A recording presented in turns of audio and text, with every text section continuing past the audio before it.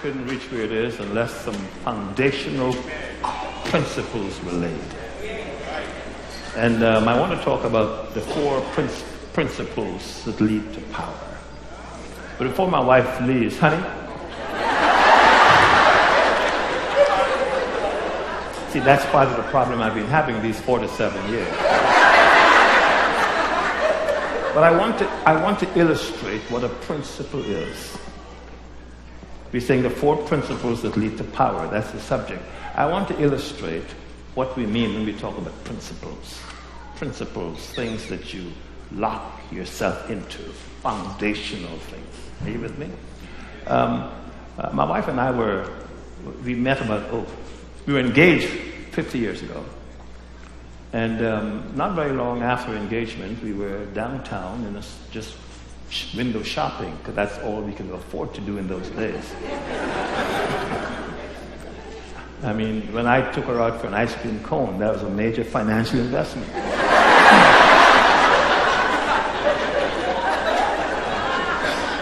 But I've been paying ever since. But we were passing a store window one evening, and we both saw something, but she saw it differently. She saw it differently. And then, right after before the engagement, the night before the engagement, she called me, and she said it was important for me to come to the family house because there's something she needs to share. Well, that evening I was in charge of our youth ministry, and I couldn't figure out what could be so important that I need to leave where I am to go all the way to her house for what she had to share, since I'll be there tomorrow night for the engagement. And then she added, it's important because after I share this, you might decide you don't want to get engaged anymore. So at that point, I'm trying to figure out what could she possibly share that would cause me to rethink what I thought God had directed me to do. I felt that God had put us together. And so I'm looking at my time. So I got there. Everybody else all the family members were not present. They were all in the bedroom. I guess they knew what she's going to unload on me. And I'm waiting now, I'm sitting there waiting for her to share this thing that when she shares it, I might decide I don't want to get engaged. And she said, if that's my decision, it's fine. And so it was in one sentence. What was the sentence, love? In one sentence. Or two sentences, I suppose. I said, darling, if when we get married, you ever lay your hand on me, I will kill you.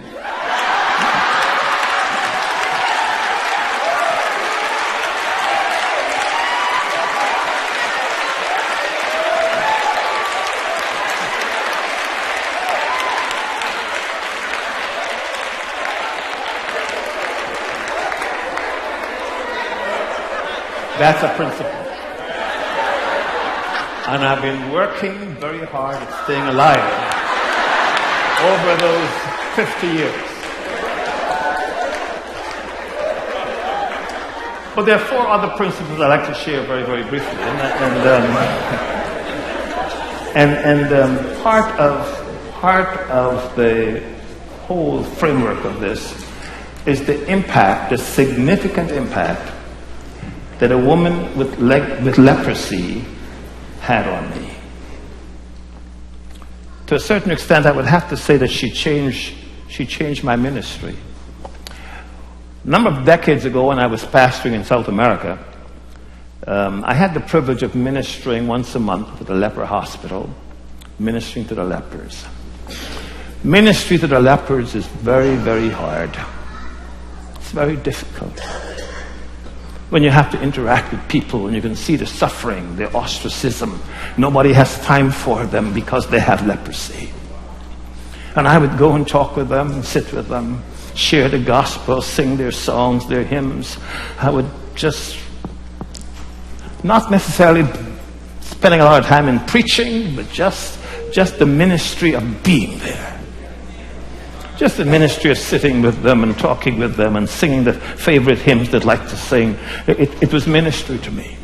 And then the time came when I had to leave the country, and I figured I couldn't leave the country without at least going and letting them know that I will no longer be there. It was tough. It was tough for me to go and say to them, this is the last Sunday afternoon that you will see me. And so I went and I met with them in their chapel, and I shared with them that this is the last Sunday afternoon they'll see me. And they began to cry. They all cried. They all wept, because there weren't very many ministers who would take the time to minister to the lepers.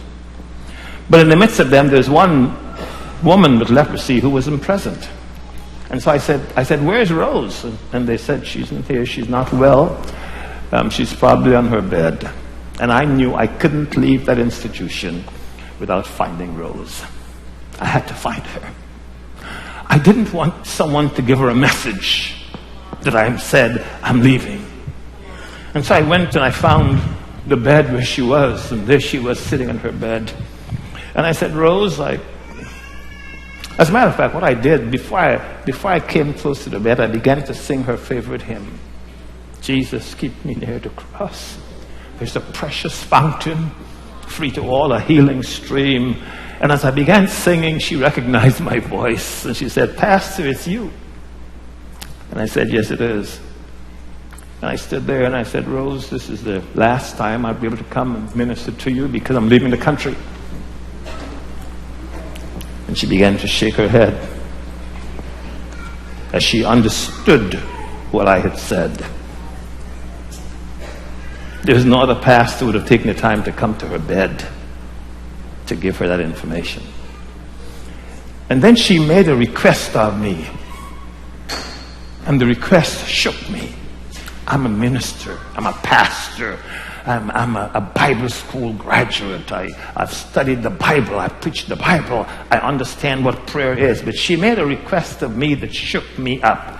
She said, Pastor, since you're leaving, and I may not see you again, could you pray for me? Could you pray for me?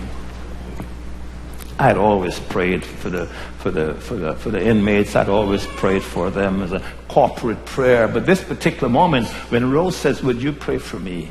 I was stuck. What would I tell God? It's one thing to pray for the people.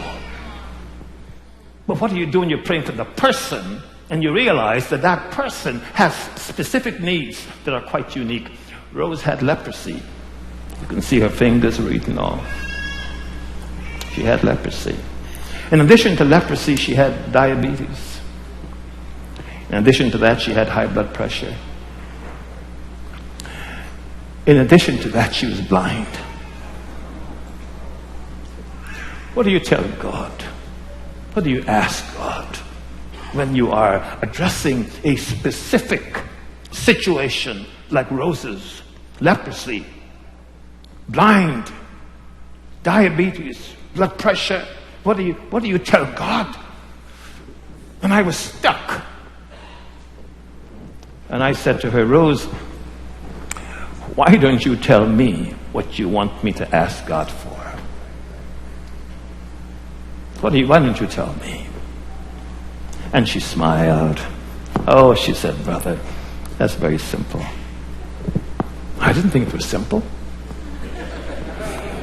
But she thought it was simple. After all, I was a graduate. But she thought it was simple. And then her next sentence blew my mind. I knew she had leprosy. I knew she was blind, high blood pressure, diabetes. Because she was blind, she couldn't even go to the bathroom on her own. She had to get help. Oh, she said, brother, that is so simple.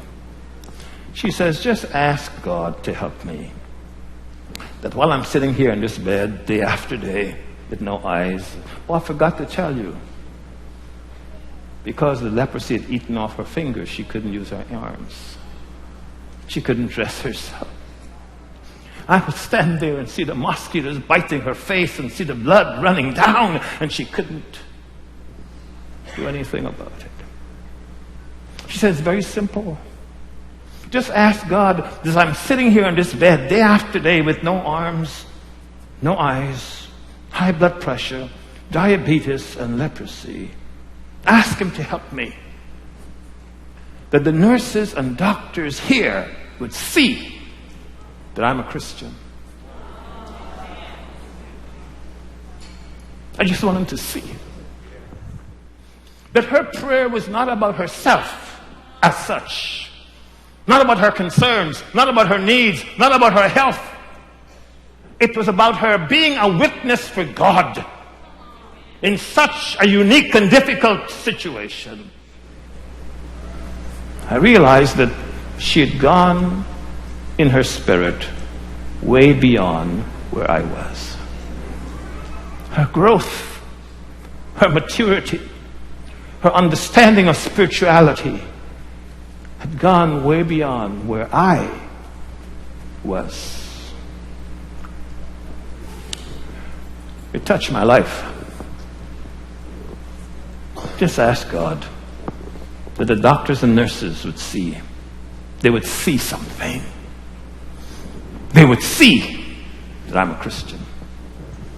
I want to give you 4 principles of power and how you can handle your issues, your challenges, your difficulties, your perplexities, and come out and be a positive, powerful person. I want to ask the pastor's apology because the Lord has directed me to speak from Philippians chapter 4.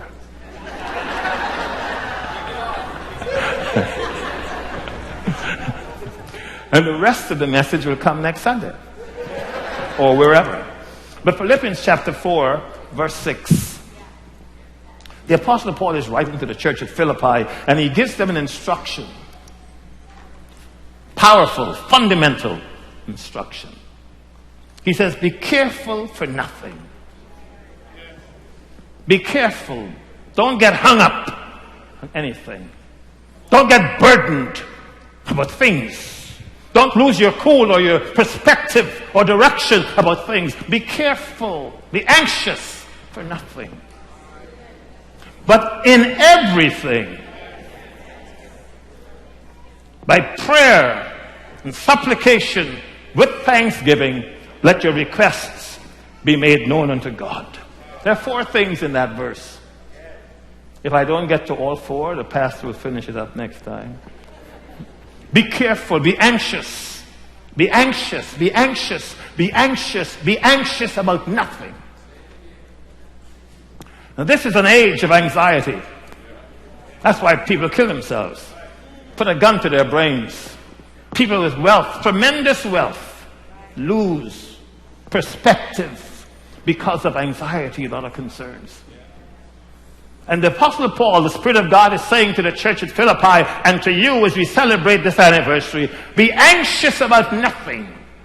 Many of you are young people. You're going to school. You have a future before you. You're looking at professional possibilities. Be anxious about nothing. Don't lose your peace and your cool about anything. Now, of course, having said that, we have to put that in perspective. There's some miracles that God can provide for you, but there are certain things He will not do. He will not do. No matter how you pray about it, He wouldn't do it. Because He expects you to do some things. And so you have a responsibility to yourself to do the things that you need to do. To excel, not just pass, but excel in school because there's a lot of competition. To excel in the job because there are persons who are lining up to take your position. See, there's some disciplines that you have to capture in your life. The things you can do are your responsibilities. And yet, there's some other things that you can do naturally. He's saying, don't get anxious. For instance, he said, consider the sparrows, the birds of the air, and the lilies of the field. And Jesus was going from the least to the greatest. He's saying, Consider the small things. Now, he says, if God takes care of the lilies of the field and the birds of the field and the sparrows, will he not also take care of you, O ye of little faith? So, put your anchor in God. Put your anchor in him and tell yourself, I will not get anxious and lose my balance.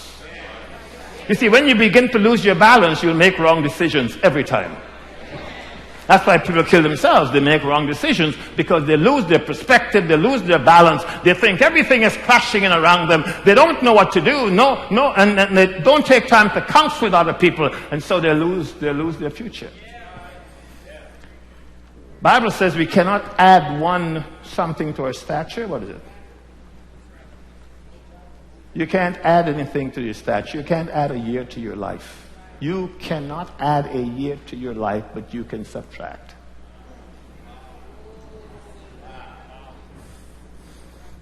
You can subtract. You can subtract the amount of peace God wants you to have. You can subtract it and get hung in depression. He says, be careful about nothing. Be careful about nothing. Be anxious about nothing. You cannot solve your problems until you understand why those problems are there. You cannot find the cure until you find the root. The root. My wife and I have someone who's very close to us right now in South America. Serves us very faithfully. And this week he collapsed and had a stroke. Cannot speak. I called up his family 2 days ago. They sent him from the hospital. They sent him home with some medication, but they haven't tested him yet. He had a stroke, fell down, cannot speak. They gave him some medication, but they haven't run any tests yet.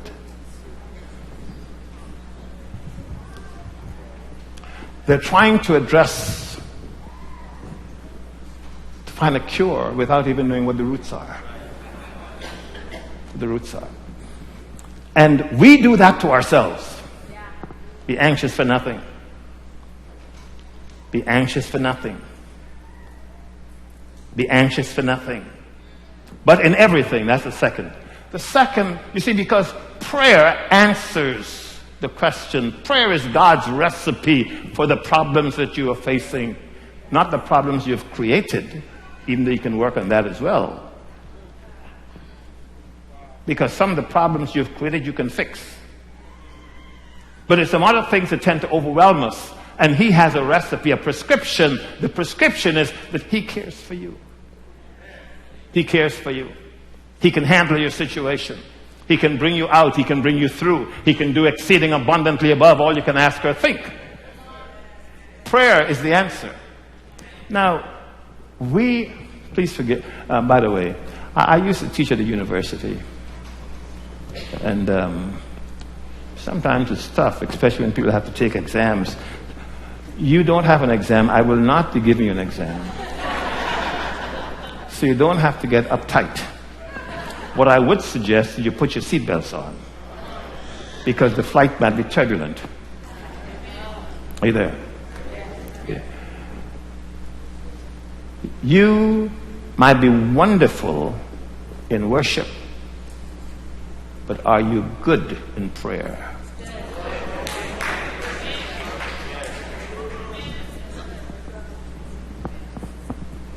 Worship is critical and very important. Very important. You have to worship, but you also have to pray. Worship is corporate. The praying is private and individual. And I would like you, as young people, to develop the principle and the culture of individual prayer. Friday night you have a meeting here for prayer. Come out and pray. I remember my first time in praying. We used to have a Thursday night prayer, and the adults would pray, and I was probably 12. They would all pray. And I said to myself, next Thursday night I'm going to pray. be on my knees with all the other folks, I'll chicken out. Next Thursday night, I'm going to pray. Come there, listen to all the big folks, how they can talk to God, Jehovah, hallelujah, praise the chicken. And then the next one, I said, I'm going to pray. So I began praying. You see, each of us would pray. I began praying. And I became so impressed with the fact that I was praying, I blanked out. Couldn't think of a single sentence. Couldn't think of a single thing to say. And all the old saints are saying, amen, praise the Lord, God, praise the Lord, bless the brother, bless the brother. Bless the brother, bless it. No, bless the brother. After the service said, good, very good, son, very good, very, very good. Next Thursday night, I prayed. Prayed beginning to end. And that gave me the strength, the confidence to pray publicly from that day. So, the recipe for the challenges that you face is prayer. First is prayer. He says, be careful for nothing, but in everything. In everything. In everything. In everything. In everything. In everything. Sometimes you think you pray about the big things, but not the small things. I can ask for prayer for the big things. But he doesn't say pray for the big things. He says, in everything. So the first principle is that I need to settle the issue about caring and anxiety. Be careful for nothing. Be anxious about nothing, because we have a God who provides and takes care. But the next step is that I must pray for everything. I must pray for before I make every decision. Every connection, every relationship, in everything. There's somebody here, I know who it is. You may be saying that, but that's for big things, spiritual things. But what about the small things? And who determines what are small things? Who determines that? Sometimes it's the small things that have the greatest impact on your life. As I said this morning, that David was just going out to check on some animals when the prophet approached him and anointed him to be king. He was just following through with an ordinary task. I was taking care of my goats. When I was about 11, as a child, had goats, taking in the mornings to feed them. And I saw this this church with all these kids, and I heard them singing. And it was a vacation Bible school, the first one the country ever saw. And all these kids were excited. And I said this morning I couldn't go in because I was Roman Catholic. And the priest of my school, the school wouldn't like that. Plus the fact, it's called a mortal sin. I figured out, though. I figured out why you couldn't go in, because they figured if you went in and experienced Jesus, your life would be changed, naturally. So I can understand that. But eventually I went in, and going in changed my life. Because I was connected to a pastor there who had eyes for children. And I'm going to cut it short because of time. In my room where I was with a lot of children, a fight broke out. It involved me, but it wasn't created by me. One fella there, he walked in my foot. And I said to him, pick up that thing you just walked on. And he was offended. He wouldn't say, I'm sorry.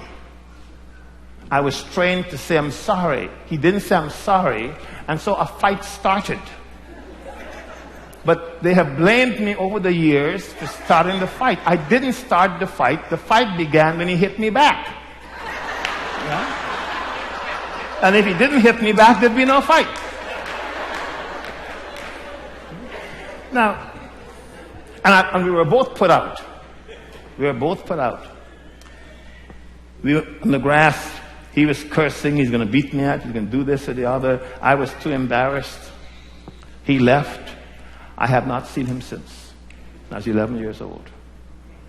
But a pastor came out with a heart of compassion and took me back in the building, asked me to be his helper, and changed my life. And my life has moved in a totally different direction from that day. You see, now that incident might have been a little thing, but that little thing had life-transforming implications. I am the beneficiary of a unique grace of God, which was manifested that day because the pastor was able to leave all those kids in that room and come out and get a child that was misbehaving and say, come in and be my helper. And he couldn't possibly have imagined that that child, 11 years old, would come to a point where he would succeed him in that church as the pastor. But that little act of kindness was transforming, just an act. That's why, most of you ought to be in children's ministries. That's right.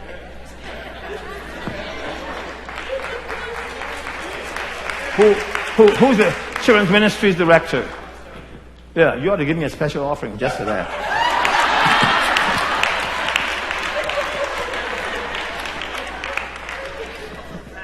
Nothing is little.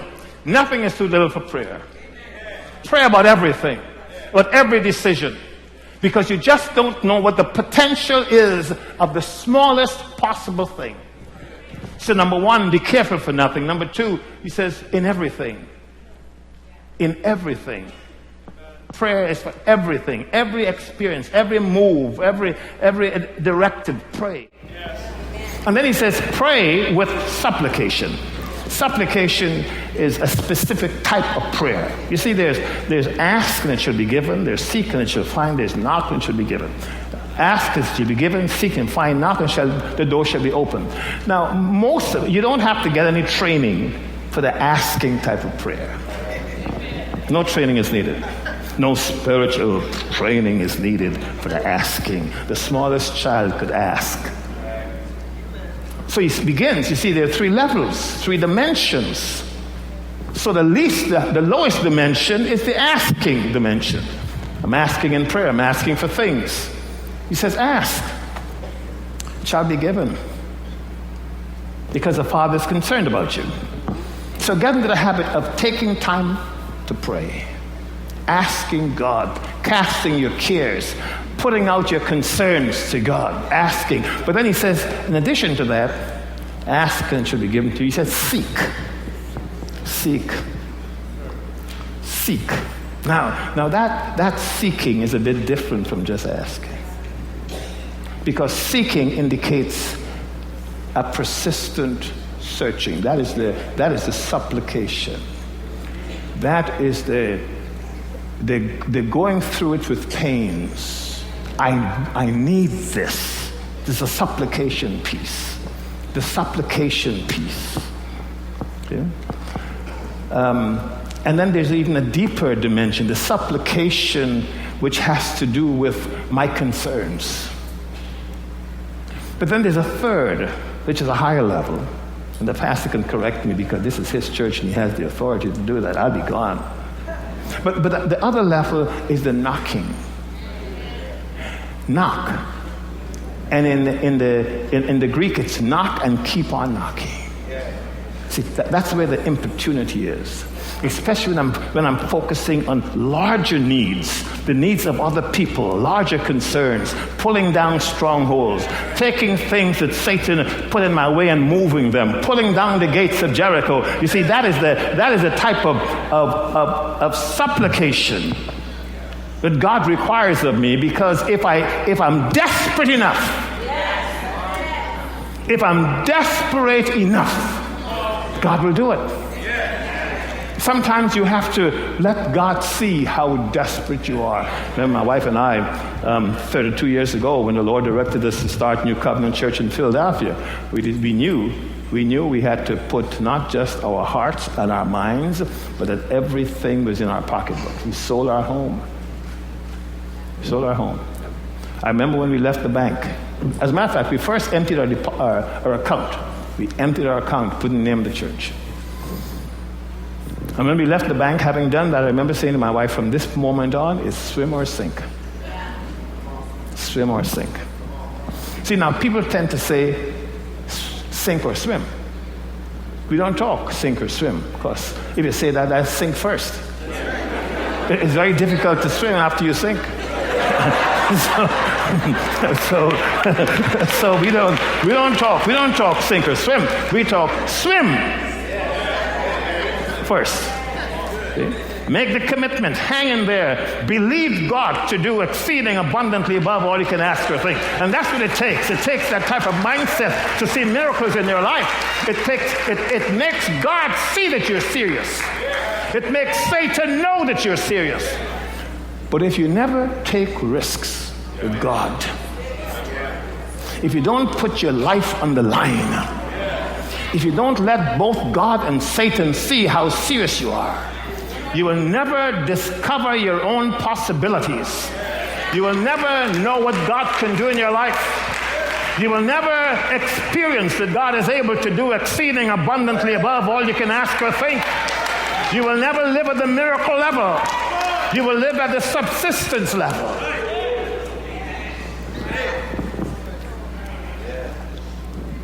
Part of the reason was that I didn't give my heart to Jesus. I gave him my life. Giving him your heart and giving him your life are two different things. I gave him my life as a child. And I made the decision to pour everything I had into him and into his kingdom. And I was beaten every single Sunday evening for going to church. I had bruises on my back. 2 weeks ago, I had a 4th surgery on my left eye. 4th. And in 3 weeks from now, I'll be having a 5th surgery in my eye. And all because of the damage my eye received from being slapped in my face over and over and over and over, week after week, for going to church. For going to church. I was 14 years old one Sunday morning when I was getting ready to go to church. And my mother had enough of it because the beatings didn't change me. The bruises of my back didn't change me. The blood on my body didn't change me. I had a heart for God. And I was going to church that Sunday morning, and my mother got very, very angry because all the things they had done hadn't changed me. And so she went inside and she took all of my earthly possessions and threw them outside and said, "Leave here, go and live at the church." And we were in the tropics. I looked to the back, and there was a line, a clothesline. You know what it looks like? It had some clothes, and there was a pillowcase on the line. And I remember taking the pillowcase and putting all of my earthly belongings. And there were 2 things I didn't have that I had to rush back into the house to get because I was being beaten. I rushed in there in spite of all the blows. But I couldn't leave without those 2 things. It was my Bible and my hymnal. I had to get them. And I put them in that pillowcase. At age 14, I became a bag person. Bag, B-A-G. Everything that I owned was in a pillowcase on my back. And I had absolutely no clue what to do. Except I believed God. Because I remember a passage, I didn't know where it was, but I knew it was there. It says, when your father and your mother forsake you, the Lord will take you in.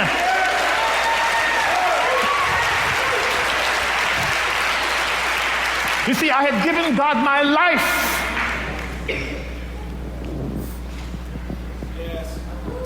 From that day, I was a kind of an outcast. But when they put me out, God made a way. I remember hearing my pastor talking about tithing. I'd never heard a sermon on tithing. I didn't even know what tithing was, couldn't even spell it. But he talked about tithes and offerings. And so I went to him after the service and I said, Pastor, I don't have any tithes, I don't have any money, and I don't get any allowance. But I said, I have an idea. I'm in school from Monday to Friday. I'm free on Saturdays. I will come to your house every Saturday and bathe the dog, wash your car, pull the weeds out of the flower beds, and whatever else you want me to do as my tithe to God. And he said, really? He said, what did you say? I repeated it. And he said, well, I have to talk to my wife about that. I said, I will walk from my place, and I will come to your house every Saturday morning from 9 to 12:30. I will wash the dog. His name is Trixie. I will wash the car. I will pull out all the weeds from the flower bed and do whatever you need done as my tithe. He came back to me 2 weeks later and said that his wife agreed. Not very long ago, I drove that distance just to see how far it was. It was 5.5 miles. I walked that every Saturday to go to my pastor's house, to bathe the dog, to wash the car, to pull out the weeds, and whatever he needed done as my tithe to God. It was to God. It was to God. One day my friends and I were planning a big event. It was my idea. And we tried to figure out when we're going to have it. And they said, let's have it Saturday morning. School buddies. And I said, well, I can't be available Saturday morning because I have a commitment. And they said, well, what is that commitment? I said, I've promised my pastor every Saturday morning I'll go to his house. I will serve him as my tithe. And they were quiet. And then one of them said something that hit me very hard as a teenager. He said to the others, he says, by the way, my pastor was a missionary from the States. He's a white missionary. He said to the friends, Milton can't come because he has chosen to be the white man's slave. It was a hit in my stomach. I remember turning away and jumping on my bicycle and riding. It was hard. It was hard not simply because he said that. It was hard because I knew that by Monday morning that would be circulating all through my high school. And it was circulating. It did circulate. But I've looked back over the years and concluded that decision I made to serve my pastor was one of the wisest decisions I've made in my life, probably second to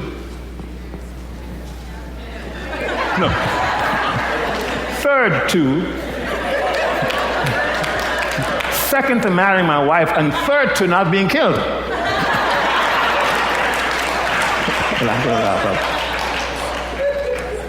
I made the decision to serve him without a clue of the benefits.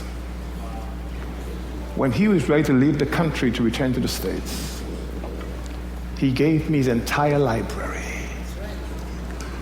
His entire library. I still read the books after these many decades. I was probably the only person in that country, the only native in that country that had access to some of those books. And all I went to do to serve as my tithe. Let me wrap up. I've got to close right this minute. Be anxious for nothing. In everything, prayer, supplication, Finally, and thanksgiving. Give God thanks for everything. Here's the principle. Give God thanks in everything. Put it down there, in, I-N, it's a big word, I-N. If you can give God thanks in everything, you will reach the place where you can thank Him for everything.